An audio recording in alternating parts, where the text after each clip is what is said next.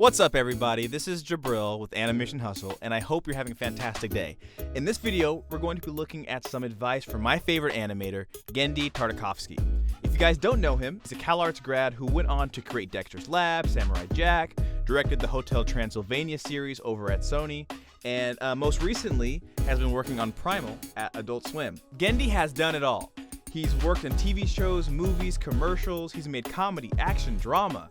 He's working in so many different styles and genres and mediums and platforms that I'm excited to jump in and see what insight he has for animators of all skill levels. This whole channel is focusing on giving animators a look at the mindset it needs to succeed in the animation industry, and Genndy is a prime example of an animator who is not only incredibly talented, but also has the right state of mind to take his career and craft to the next level. Before we jump into it, I hope you already hit that like button and are following us on Instagram. I post animation inspiration all the time. You don't want to miss it. All right, let's get into it. These are some rules for animators by Genndy Tartakovsky.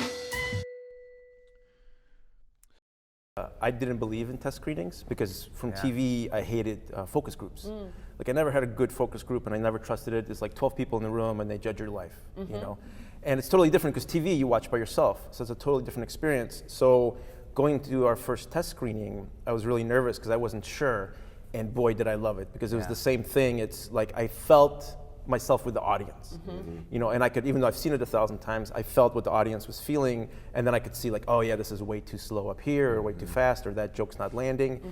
And then we started, because we were making a big comedy, we had a lot of jokes, and then it would be like, well, I like this joke. And then they go, well, I like this joke. And then we would put up in test screening and see which joke would win. You know, so even you trust the audience. And I always worried that even the test screening audience would be different than the real one. And then when I compared the two, like slightly different, but generally pretty close. You know, so I used it as a tool. You know, I fixed a lot of gags because, you know, like one thing in TV, like, you know, that you're always timing for, well, people should be laughing here. Right. And it's a really dangerous thing because if they're not, then it's just the slow pause in the thing. So I'm really scared of that. So now going into a thing where you could sit with an audience and like in some cases people were laughing into the next joke. And so the next joke totally failed. And so I would had an opportunity to open it up, and then sure enough, both jokes would get good laughs. And so that was a great tool to use for the comedy. And there's a big difference obviously between animation and live action, but when you watch live action timing, you can hold on somebody's face and that actor's face can emote for 20, 30 seconds. In animation, we're trained almost, because we don't have a camera, we don't have a character, a live action person emoting so subtly, you want to just get off of him or her really quick, right?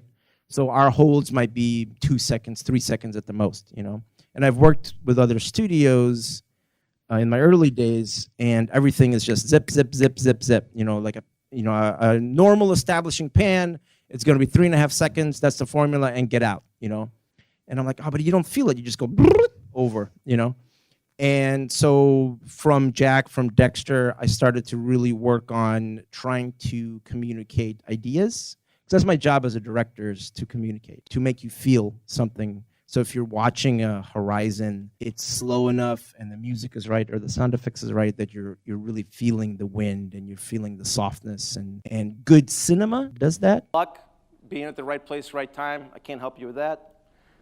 Hard work, I talked at USC a couple years ago, and a kid goes, how do you work so hard?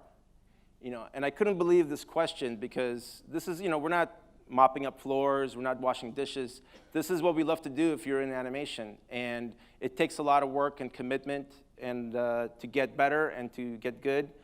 Don't waste an opportunity. If you have an opportunity and you don't have time for it, make time for it. When I didn't like something, I redid it at home in my own time, and I got so much out of it. It's crazy the benefits you get out of kind of doing something for free sometimes, or on your own. You just like, for Two Stupid Dogs, they did some walk cycles. They hired an animator to do it, and I didn't like it. And I redid it overnight, and then I showed my boss. He's like, wow, these are great. Here, do this animate the opening main titles, So taking an opportunity got me an opportunity.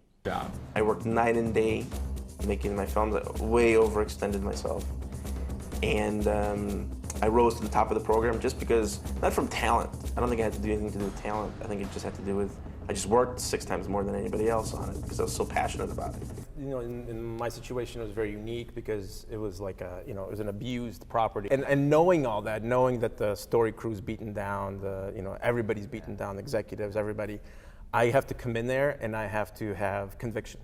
You know, that's the only thing I can have to win everybody over is that to pretend that I know what I'm doing and convince everybody, that I'm doing it. And then we had this amazing 3.5-hour fight with, the heads of the studios and stuff, because she wanted to trust somebody with this, because I think it's, especially when you're starting out, as a lot of animation directors are, and it's your first movie, you just want to say yes.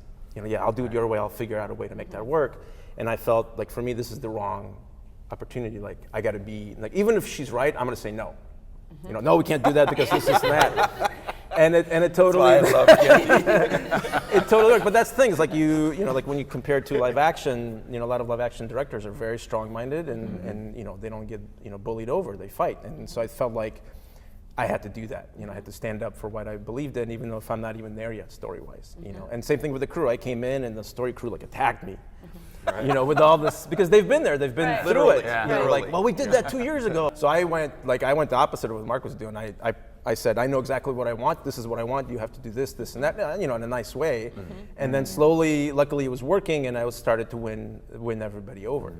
But initially, it was rough because it was just everything was questioned. And coming from TV, we're a team. We're one unit, and everybody's going for one goal. And there's no defiance in the ranks, so to speak.